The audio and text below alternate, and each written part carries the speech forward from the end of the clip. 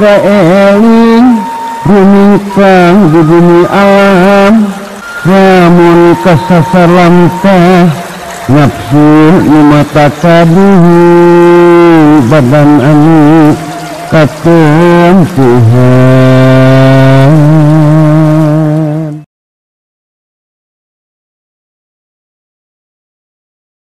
Laisa kullu man sabata tasisuhu kamula tahlisu.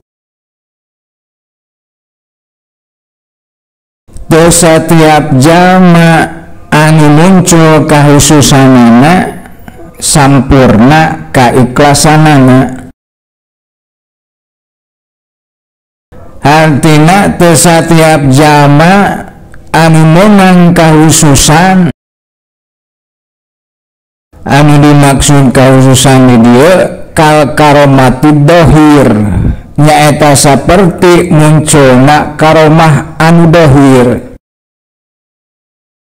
Ari karomah anu dohir teh contona saperti bisa lempang dina luhur cai, bisa ngapung ka awang-awang, bisa melipat bumi, cukup ku salengkah bisa nepi ka Mekah, bisa melipat waktu.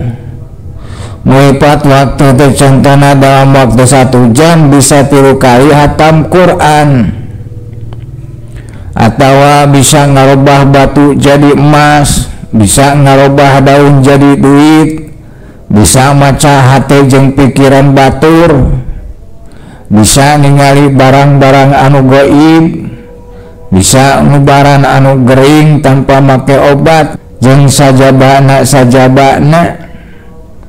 Eta contoh-contoh tina karomah dohir. Tah teu satiap jalma anu boga kahususan, anu boga kaistimewaan saperti anu rupana karomah dohir salamet tina bahaya-bahaya jeung salamet tina hijab-hijab. Jadi timbulna karomah dohir tina hiji jalma eta lain mangrupakeun garansi, lain mangrupakeun jaminan, lain mangrupakeun ukuran, lain mangrupakeun patokan tina salametna eta jalma tina bahaya-bahaya jeung tina hijab-hijab. Artina ente wawaka beranggapan yen jalma anu saperti kitu teh anu boga karomah dohir teh mangrupakeun jalma anu sampurna kaikhlasanana.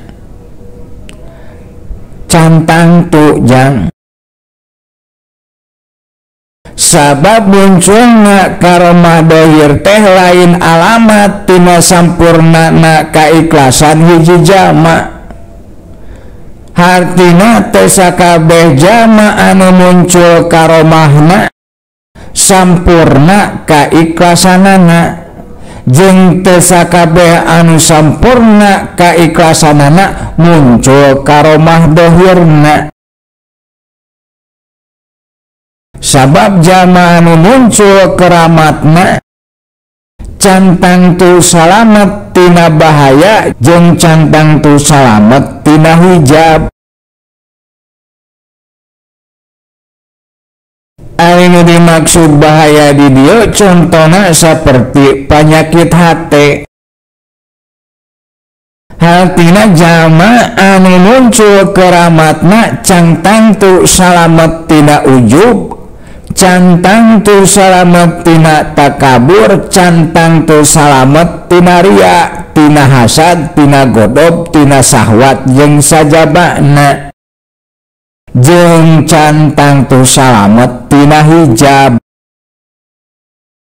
Ari nu dimaksud hijab di dieu nyaeta perkara anu ngahalangan tina mukasafah, tina musyahadah ka Gusti Allah Subhanahu wa ta'ala.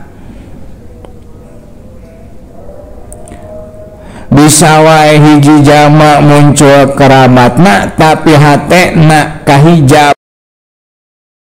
bisa kahijab ku ilmuna atawa kahijab ku amalna atawa kahijab ku katenaranana atawa kahijab ku hartana atawa kahijab ku nafsuna atawa kahijab ku syahwatna, bahkan bisa jadi kahijab ku karomahna, sehingga hatena lalai, hatena temu kasapa, temu syahada ka Gusti Allah subhanahu wa ta'ala.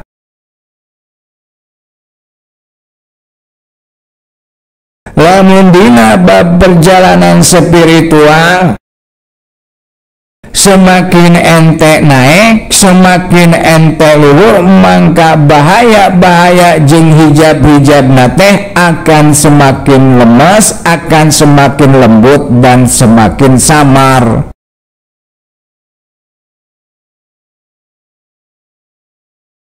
Anu lemes-lemes, anu samar-samar nyaeta anu jarang diketahui jeung disadari ku para penempuh jalan rohani, ku para penempuh jalan spiritual.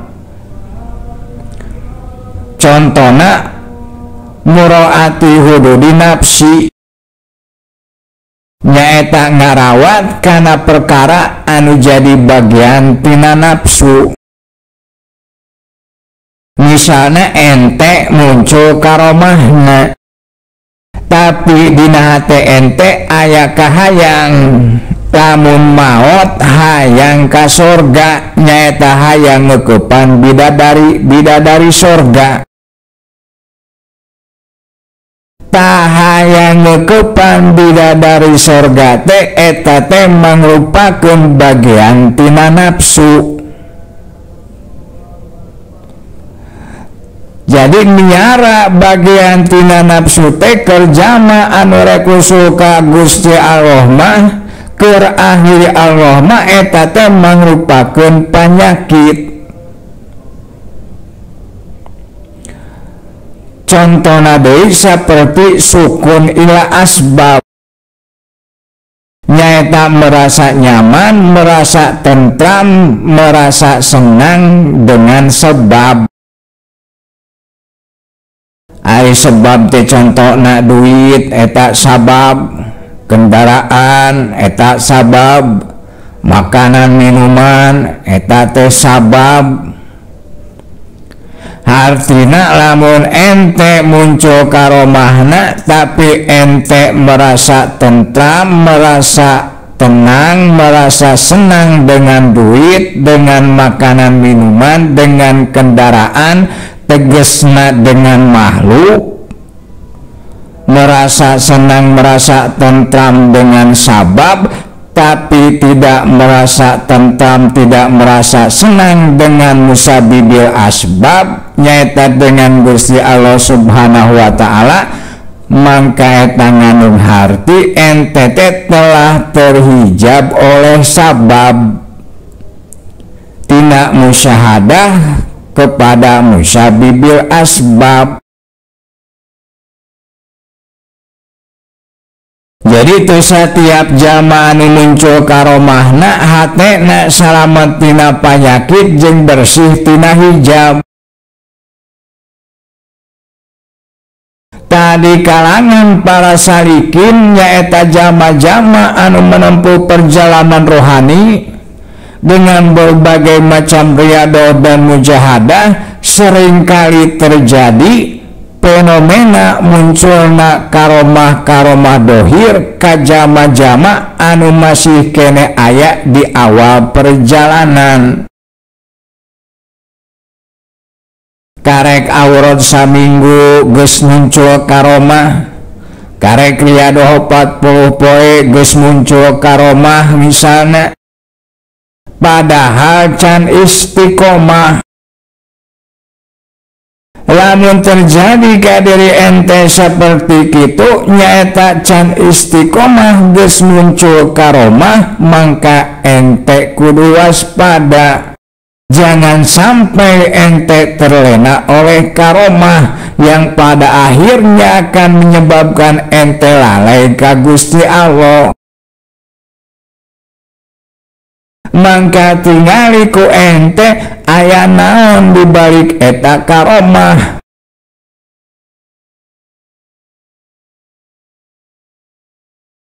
Dibalik fenomena munculna karomah di jama-jama anu can istiqomah, anu can usul ka Gusti Allah, anu can nepi kana makom ma'rifatullah bil hal, tadi dinya aya hikmah-hikmah, aya rusia-rusia anu kudu dipahami ku ente. Sabagian tina hikmahna inhakuhum fil ibadah lihusuli fatroh, nyaeta untuk membangkitkan kembali sumangetna kana ibadah nalika keur aya dina masa kemalasan atawa masa kebosanan. Jadi riadoh atawa mujahadah untuk ma'rifatullah, untuk usul ka Gusti Allah teh eta teh mangrupakeun perjalanan anu panjang, anu berat dilakonan, anu menghabiskan banyak energi, banyak waktu, anu prosesna panjang. Seperti diawali ku tobat, tuluy meresihan hate, tuluy ngarubah kebiasaan-kebiasaan goreng, tuluy mendisiplinkan diri dalam ibadah, dalam ubudiyah, berangna puasa, pentingna full dikir misalnya, berlangsung berhari-hari, berminggu-minggu, berbulan-bulan, bahkan bertahun-tahun. Dan setelah berlangsung sekian lama, kadang-kadang sampai pada titik jenuh, sampai pada tingkat kebosanan, sehingga anu tadina sumanget teh jadi males-malesan, jadi hoream. Talamun timbul karomah ka diri ente nalika ente keur ditimpa ku kamalasan, ku kabosanan, ku hoream, mangka eta karomah teh mangrupakeun panyumanget ti Gusti Allah Subhanahu wa taala supaya ente bangkit lagi, sumanget deui untuk kembali on the track, untuk melanjutkan riadoh wa mujahadah.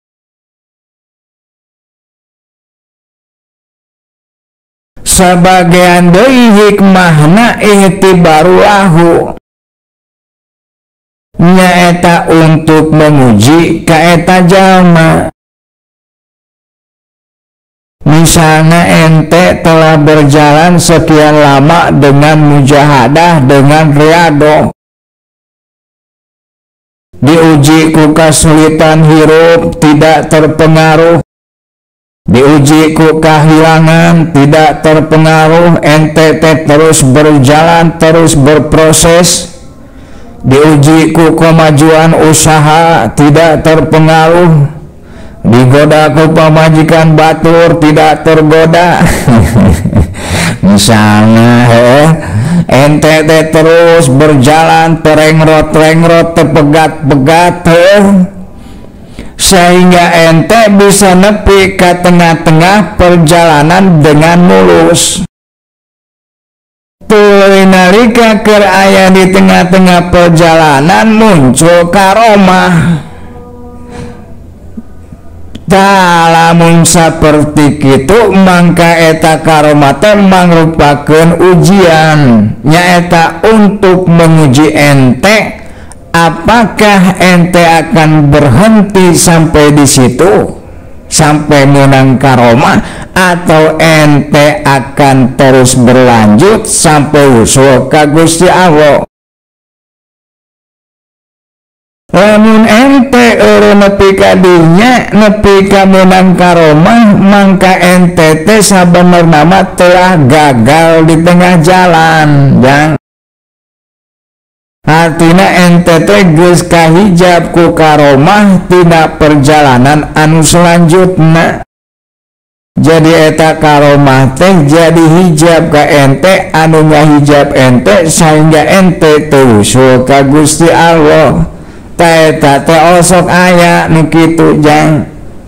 karek nepi di tengah jalan geus muncul karomah tungtungna teh eureun di dinya perjuangan anak teh sabab kabongroy ku karomah seperti bisa ningali barang-barang gaib nu aya di awak jelema, seperti bisa ningali penyakit tuh ngerasa senang karena eta perkara, karena eta karomah tuh dicoba-coba pakai ngubaran nu gering ayo pek teh nu gering teh ngadak-ngadak cager tuh penasaran apakah itu cuma kebetulan ataukah memang karena punya kemampuan untuk menyembuhkan tuh neangan deui nu gering efek teh cager deui setiap nu gering cager tuh lila-lila dijadikeun profesi muka pengobatan alternatif masang pang di hareupeun imah pengobatan alternatif Ujang Banten anjing gagah mengobati berbagai macam penyakit medis dan non medis, semua penyakit sembuh sekali sentuh. Di handapna aya tulisan tarik penyakit ringan 200.000, penyakit sedang 2 juta, penyakit berat 20 juta. Anjing gagah eta si Ujang nepi ka bisa kitu eta teh terlena ku karomah jang tungtungna teh sibuk weh ngungkulan jelema nu gering, tungtungna teh pegat tina riadohna tina mujahadahna, hartina pegat di jalan, pegat qiyamul lailna, pegat dikir peutingna, pegat ngadares Qur'ana, pegat ngajina jeung sajabana kusabab sibuk ngagugulung jelema gering akhirna pan teu lulus ujian. Namun kitu teh anu teu lulus ujian mah teu berhak naik kelas nu kitu mah lain golongan para wali tapi golongan paranormal.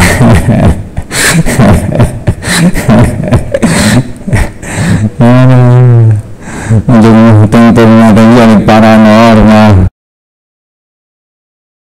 teu naon jang ari ngubaran nu gering mah da ngubaran nu gering oge sarua keneh ibadah lamun niatna hidmah ka umat Muhammad alaihi wassalatu wassalam atawa hidmah kana kamanusiaan, artina targetna teh karidoan Gusti Allah lain duit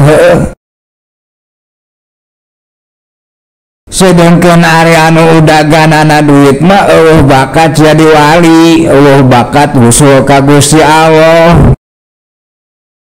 Anu piwalieu mah udaganana lain makhlukna tapi Allahna, lain karomahna tapi Allahna.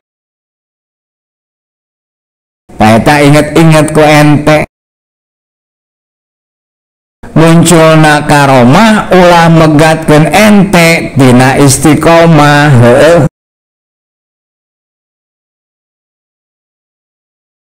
sebagian deui hikmahna ziyadatu yakinihim pisulukihim nyaeta untuk menambah keyakinanana dina perjalanan mujahadahna. Setelah melalui proses panjang perjalanan rohani, melalui riadoh, melalui mujahadah, aya kalana keyakinan ente teh menurun, aya kalana timbul kamang-mangan. Apakah ente sudah berjalan di jalan yang benar atau di jalan yang salah? Apakah ente sudah melakukannya dengan cara yang benar ataukah ada yang salah? Dan berbagai macam pertanyaan-pertanyaan sejenak anu muncul dina diri ente sanggeusna ente lumaku dina eta perjalanan riyadhah, dina eta perjalanan mujahadah anu membuat ente jadi ragu-ragu, anu membuat keyakinan ente jadi goyah. Karena ente sudah berjalan, sudah berproses sejauh ini, tapi tidak mengalami apa-apa, tidak merasakan adanya kemajuan dalam rohani, dalam pengabdian, tidak merasakan adanya peningkatan dan sebagainya. Talamun keur dina kaayaan anu saperti kitu tuluy muncul karomah, mangka eta karomah teh sebagai kabar gembira untuk meyakinkan ente ka Gusti Allah, untuk meyakinkan ente bahwa ente teh sudah berjalan di jalan yang benar. Gitu. Sebagian dari hikmahna ziyadatu yakini ghairihim liyata'allama minhum wa yantabi'a bihim, nyaeta untuk meyakinkan ka jalma-jalma sejen anu aya di sekitarna, nyaeta ka masyarakat supaya eta masyarakat teh terbuka hatena, jadi daraek diajar agama ka eta jalma sehingga masyarakatna mendapatkan manfaat tina kehadiranana eta jalma di antara maranehna. Maka ku Gusti Allah dipaparinan karomah, ditendongkeun karomahna supaya jadi daya tarik ke masyarakat, sehingga masyarakat daratang daraek ngaji, daraek zikir, daraek sholawatan, daraek tarobat. Eta sabagian tina rusyahna karomah anu dipaparinkeun ka jama-jama anu can sampurna istiqomahna. Al karomatul udma allati la yusasu biha ila ahlu tamkin al arifun hiyal istiqomatu tammat. Sedengkeun ari karomah anu agung, ari karomah anu gede, anu teu dipaparinkeun eta karomah kecuali ka jalma-jalma anu geus tetep, anu geus jejeg-ajeg dina ma'rifatna. Rupana teh nyaeta istiqomah anu sampurna. Jadi karomah yang paling agung, yang besar adalah istiqomah yang sempurna. Ari istiqomah anu sampurna dipaparinkeunana lain ka jalma-jalma anu aya di awal perjalanan, lain ka jalma-jalma anu aya di tengah perjalanan, tapi ka jalma-jalma anu geus nepi kana maqam ma'rifatul bilhal, anu geus usul ka Gusti Allah. Jadi ari bisa ngapung, ari bisa ngaleungit, bisa lempang dina luhur cai, bisa ngibaran jeung sajabana, eta mah disebutna karomah leutik jang. Ari karomah leutik mah aya lalawananana. Lalawananana teh ngaranna istijrod. Barangna mirip-mirip. Artina jama anu kafir, jama anu musyrik, anu munafik oge loba anu bisa ngapung mah. anu bisa ngubaran aya, anu bisa galengit aya, anu bisa lempang dina luhur cai aya. Artina teu istimewa amat, sabab nu kafir ge loba nu bisaeun, nu musyrik ge loba nu bisaeun, nu munafik ge loba nu bisaeun. Heueuh. Jadi tidak terlalu istimewa, sabab bisa disaingi, bisa disarwaan, bisa disarupaan ku jalma kafir. Matak anu pang istimewa namanya eta istiqomah dina ubudiyah, dina kayaan makrifat ka Gusti Allah. Ta eta mah teu bisa diturutan ku jalma kafir. Heueuh. Jalma kafir anu istiqomah ubudiyah ka Gusti Allah dina kayaan makrifatullah. Heueuh. Coba wae teangan ku ente aya jalma kafir anu tengah penting sujud ka Gusti Allah dina kayaan makrifat. Pan tapi anu bisa ngapung, anu bisa lempang dina cai, anu bisa melipat bumi, anu bisa ngubaran mah nu kafir ge loba anu kitu mah. Tingali ku ente di luar negeri, tingali di Tibet, di Amerika, di Eropa, di Afrika, di Cina, di India, loba jang nu kafir anu boga barang-barang anu mirip jeung ka rumah dohir.